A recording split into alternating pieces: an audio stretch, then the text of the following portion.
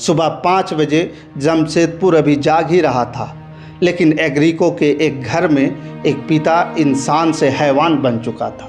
उसने पहले बेटी की शादी कराई, फिर 6 महीने बाद उसी बेटी को कुल्हाड़ी से काट डाला।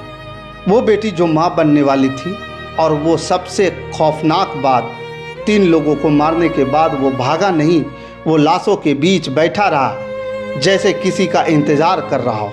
फिर पुलिस को फ़ोन किया, हेलो, मैंने पूरे परिवार को ख़त्म कर दिया है। दोस्तों नमस्कार, मैं हूं पवन चंचल और आप देखना शुरू कर चुके हैं जनजोश न्यूज़।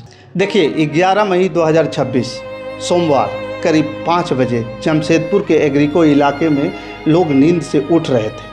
कहीं मंदिर की घंटियां बज रही थी, कहीं दूध वाला दरवाज़ा खटखटा रहा था और क्वार्टर नंबर L5/13 में 55 साल की सरिता सिंह रसोई में थी। शायद चाय चढ़ी थी, शायद बेटे के लिए नाश्ता बना रही थी।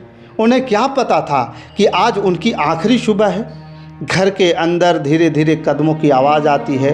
61 साल का रविंद्र प्रसाद सिंह फरवरी 2026 में टाटा स्टील से रिटायर हुआ आदमी हाथ में कुल्हाड़ी और दूसरे हाथ में हथौड़ा लेकर रसोई में पहुंचता है। कुछ सेकंड सिर्फ खामोशी, फिर धड़ाम, पहला बार खून दीवार पर जा लगता है। सरिता चीखने की कोशिश करती है, लेकिन आवाज़ गले में ही दम तोड़ देती है। सरिता कांपती हुई आवाज़ में बोलती है, रविंद्र ये क्या कर रहे हो? रविंद्र बर्फ जैसी ठंडी आवाज़ में बोलते हैं, आज सब खत्म हो जाएगा। पत्नी को मारने के बाद रविंद्र रुका नहीं, वो सीधे कमरों की तरफ बढ़ा।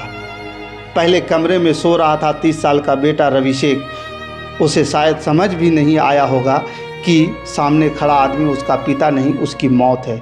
कुछ सेकंडों में फिर धड़ाम, कमरा खून से भर गया, लेकिन सब दर्दनाक मंजर अभी बाकी था।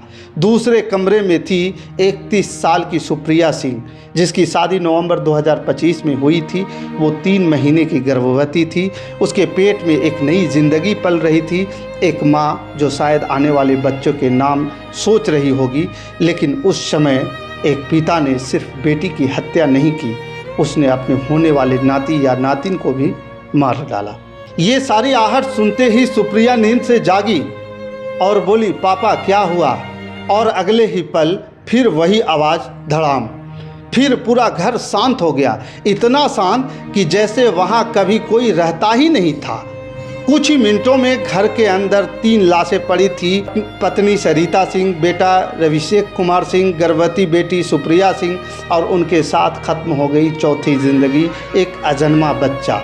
जिस घर में कुछ महीने पहले शादी के गाने बज रहे थे, उसी घर में अब मौत का सन्नाटा था। जहां बेटी की विदाई हुई थी, वहां उसकी लाश पड़ी थी। आमतौर पर कातिल हत्या के बाद भागते हैं, सबूत मिटाते हैं, रोते हैं, लेकिन रविंद्र ने जो किया उसने पूरे शहर को डरा दिया। सुबह करीब 8:30 बजे उसने खुद डायल 100 पर फ़ोन मिलाया। फ़ोन मिलाते ही पुलिस स्टेशन वाले ने फ़ोन उठाया और बोला, हेलो जी बोलिए। रविंद्र बोला, मैंने अपने पूरे परिवार को मार दिया। कुछ सेकंड सिर्फ सन्नाटा रहा। पुलिस अधिकारी स्तब्ध हो गए, लगा शायद कोई मजाक कर रहा है। फिर से पुलिस पूछा, क्या? कौन बोल रहा है? रविंद्र, जल्दी आ जाइए, और फ़ोन काट दिया। सिद्धगोड़ा थाना पुलिस जब घर पहुंची, दरवाज़ा खुला था। अंदर कदम रखते ही पुलिसकर्मी जम गए।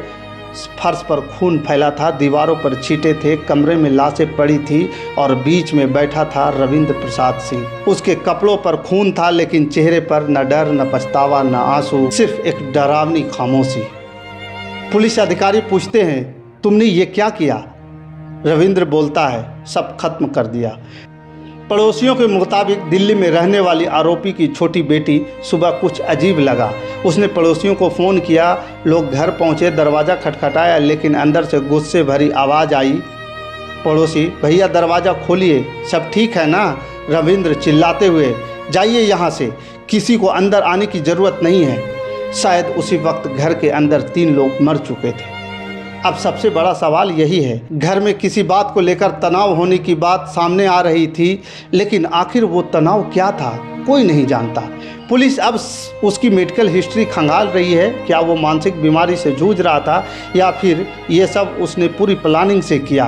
क्योंकि सबसे खतरनाक बात यह है कि उसने जुर्म कबूल कर लिया, लेकिन वजह नहीं बताई। इस केस ने लोगों को इसलिए नहीं डराया कि यहाँ 3 हत्याएं हुई।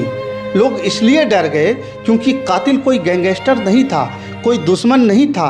वो उसी घर का सबसे भरोसेमंद इंसान था, एक पिता। कई बार घर से बाहर बिल्कुल शांत दिखता, लेकिन अंदर से रिश्ते धीरे धीरे मर रहे होते हैं। और कई बार सबसे खतरनाक लोग वही निकलते हैं जिन पर हम सबसे ज़्यादा भरोसा करते हैं। अब police call details, bank record, मानसिक स्थिति और परिवार के रिश्तों की जांच कर रही थी। घर से कुल्हाड़ी और हथौड़ा बरामद हो चुका है। एफएसएल की टीम हर सबूत जुटा रही है। सूत्रों के मुताबिक कई डिटेक्टर टेस्ट भी हो सकती है, लेकिन अभी एक सवाल जिंदा है। क्या ये सिर्फ डिप्रेशन था या उस घर के अंदर महीनों से कुछ ऐसा चल रहा था जिसे दुनिया कभी देख नहीं पाई? एक पिता जो अपनी बेटी की शादी में रोया था, उसी ने कुछ महीनों बाद उसी बेटी को मौत के घाट उतार दिया। और एग्रीको के वो सुबह अब हमेशा याद रखी जाएगी, क्योंकि उस दिन एक घर में सिर्फ लोग नहीं मरे थे, उस दिन रिश्तों पर भरोसा भी मर गया था। बाकी इस वीडियो के प्रति आपका क्या विचार है, आप हमें कमेंट कर ज़रूर बताइएगा। हमारे साथ बने रहने के लिए धन्यवाद। जय हिंद, जय भारत।